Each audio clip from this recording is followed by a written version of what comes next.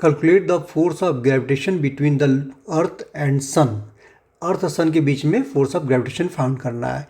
Given that the mass of earth is 16 × 10⁻24 kg, ये मास है अर्थ का, और end of the sun 2 × 10⁻30 kg, ये है सन का वेट। तो ये अर्थ का दिया हुआ है और सन का दिया हुआ है मास।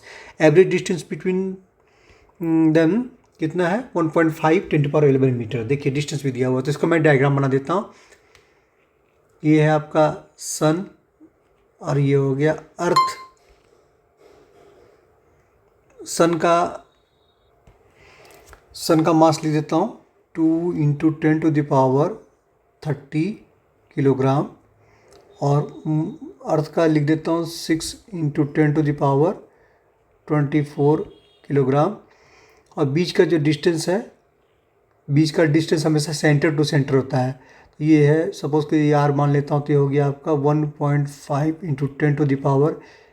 10⁻11 मीटर, ये हो गई। ठीक है, अब फोर्स ऑफ ग्रेविटेशन के लॉ के अनुसार क्या हो जाता है? फोर्स की इक्वल टू हो जाती है हमारी Gm1m2/r²। ये अगर सपोज कीजिए m1 है तो ये हो गया m2। अब वैल्यू पुट कर देता हूँ मैं, तो इसके पहले g का वैल्यू पता होना चाहिए। तो g हो जाता है where g is universal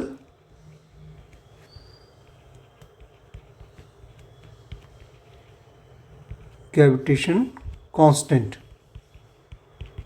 equal to कितना होता है? 6.67 × 10⁻11। और उसको यूनिट लिखना पड़ेगा, न्यूटन मीटर स्क्वायर पर किलोग्राम स्क्वायर। अब ये सारी वैल्यू को हमें डालना पड़ेगा इस फॉर्मूला में। ठीक है, तो डाल देता हूँ मैं इसको।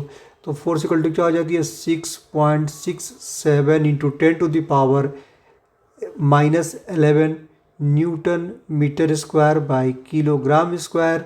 और फिर मास लिखिए इसका, सन का मास लिख देता हूँ 2 × 10⁻30 किलोग्राम।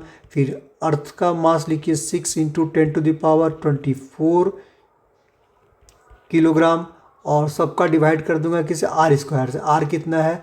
1.5 × 10⁻11 मीटर का होल स्क्वायर। अब स्क्वायर करने के बाद क्या हो जाएगी आपकी?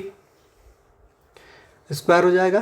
तो अब देखिए नंबर इस जितने भी है मल्टी, इसके इंटीजर को एक तरफ लिख देता हूँ, पावर वाले के एक तरफ लिखता हूँ मैं। 6.67 × 2 × 6 ये हो गया। और फिर इसके बाद लिखता हूँ 10 का पावर -11 × 10 का पावर 30 × 10 का पावर 24। ठीक है, और नीचे का क्या लिख दूँ इसको? 1.5 का होल स्क्वायर × 10 का पावर 11, और फिर इसका भी स्क्वायर होल स्क्वायर है। ठीक है, अब मीटर था अंदर में, मीटर का भी स्क्वायर। ये बच्चे यहाँ गलती करते हैं, लेकिन मीटर लिखा हो, मीटर का भी स्क्वायर कर दीजिए। ठीक है, अब ऊपर का यूनिट्स लिख देता हूँ, newton metre square by kilogram square, kilogram. देखिए 2 किलोग्राम कट जाएंगे, मीटर स्क्वायर कट जाएगा, न्यूटन बच जाएगा, तो यूनिट क्लियर हो गई। और थोड़ा सा और सिंप्लीफाई करता हूँ इस ये चीज़ को, बाद में 24 ये जाएगा आपका 0.04 × 10 का पावर, इन तीनों को जोड़िए 30, 20, 50, 54, 1 हो गया 53, और फिर 10 हो गया 43। ये हो गया आपका 43, और इसका न्यूटन्स यूनिट हो गया, और डिवाइड बाई पर 15 का स्क्वायर करेंगे तो 225 एक अंक के बाद जी डॉट है, तो मल्टीप्लाई की वजह से 2 अंक के बाद एक तो यहाँ पे हो जाएगा। और यहाँ लिखिए 10 का स्क्वायर था, तो 10 का स्क्वायर था तो क्या हो गया? 11 × 2 = 22, तो 22। और थोड़ा सिंप्लीफाई कर देता हूँ, तो देखिए यहाँ पे ये डॉट तो ख़त्म हो जाएगा। ठीक है, और तो लिख दीजिए आपका, इन दोनों को करूँगा तो इसको लगे हाथ में डिवाइड भी कर देता हूँ। 8004 को 225 से डिवाइड करेंगे तो 3573 ये आएगा, डॉट आएगा, हाँ इतना आएगा। और 10 का पावर लिखिए 43 - 22 न्यूटन।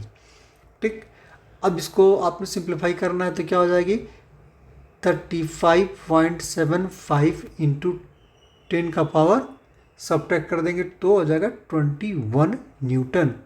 अब स्टैंडर्ड फॉर्म करने के लिए आपको डॉट के स्टैंडर्ड फॉर्म कब होता है, जब यहाँ से फर्स्ट डिजिट पर रहता है, मतलब इस डॉट को आप यहाँ शिफ्ट करेंगे तो स्टैंडर्ड फॉर्म में आ जाएगा। यहाँ शिफ्ट करना है तो डिवाइड बाई 10 होगा, एक तो नीचे डिवाइड बाई 10, ऊपर भी डिवाइड बाई 10, तो मैं इसमें लिख देता हूँ 10/10। तो मैंने कोई चेंजेस नहीं किया, 10 10 कट के 1 हो जाएंगे, मतलब मैंने मेरी तरफ से कोई चेंजेस नहीं है। तो ये इसकी वजह से ये डॉट अब शिफ्ट कर जाएगा। तो ठीक है, अब करता हूँ मैं 3.575 और 10 का पावर क्या हो जाएगा, ये जो हो जाएगा आपका 10 का पावर 1 है, ये 1 जुड़ जाएगा किसके साथ में, इस 21 के साथ में 22, तो 22 न्यूटन।